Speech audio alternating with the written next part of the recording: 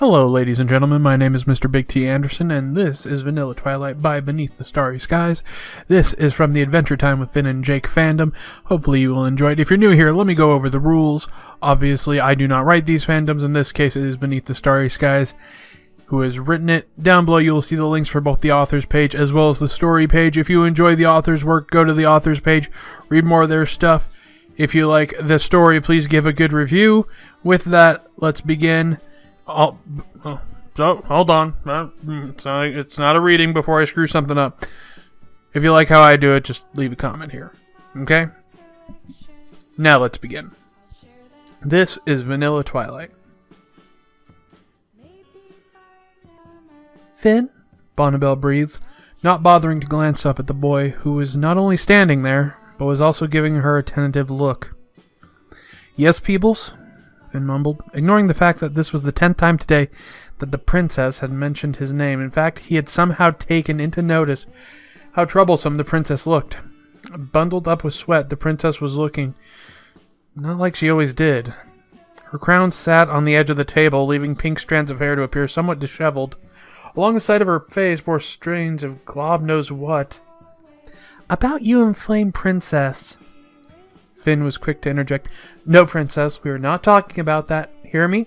Jake told me some stuff. I didn't know how you felt. No, Finn, not that. Bonnabelle reiterates, watching as Finn's expression begins to soften. Things have been getting pretty stagnant between my robot and Braco. I was wondering whether you could help me out with the research. Love. Finn's eyes gradually widen, but nonetheless he understands. He looks at her briefly, not knowing as to where this will be going. I don't know, man. Love is complicated biz. We could ask Jake, but he's off somewhere with Lady. But I know someone who does. There's a moment of hesitation that crosses his face, his mind wandering to whether or not his idea would work. Furthermore, Finn had no other choice. Well, spit it out, Finn. Princess, whoever this is, they must be bad. Marceline, Finn breathes. What? What has Marcy got to do with any of this? No, PB, she's... Sup, Finn? Oh, hey there, Bonnie. Bonnabelle turns around only to find Marceline Abadir standing there. Marceline looked absolutely stunning. From the way her raven dark hair fell upon the sleeves of her letterman jacket, Bonnie could only stare. She didn't know if it were the ambiance of the room that did it, but she could see Marceline's eye flashing a dim shade of red. She was thankful she hadn't fallen over just by looking at her. Hi, Marcy, she greeted, looking at Finn, who had an unmistakably wide grin on his face. The princess needs your help with an experiment, he gladly announced, to watch Marceline acknowledge knowingly. Finn, I don't think this is such a great idea. Bonnabelle tried, only to be cut short by the vampire queen herself. Let him speak, Bonnie. She's doing that science-y thing with love. Since Jake isn't here, I thought maybe you could help. Marceline let out a small laugh, followed by a pat on Bonnie's shoulder. Why are you acting so strange, Bonnie? If anything, it's weird that you are researching on love. Bonnabelle's eyebrows furrowed at Marceline's comment. It was almost as if she'd been implying on Bonnabelle's lack of romantic knowledge compared to her lack of manners, but nonetheless managed to get a small blush off the bridge of her nose. I don't know what you're implying, Marcy, she tries, watching as Marceline's face had twisted into a crooked smile.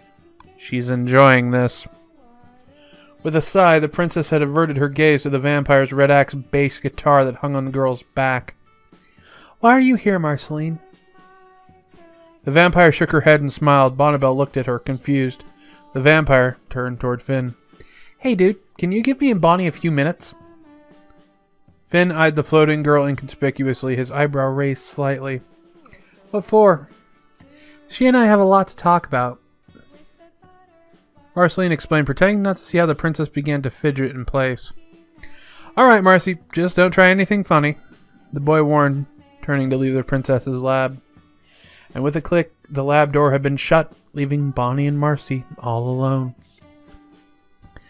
So, Bonnabelle, Love, huh? I need to program my robot self. It's still hanging around with that Braco guy.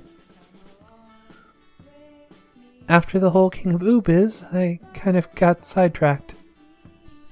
What, so you like Braco now? Bonnabelle could have sworn there was jealousy there.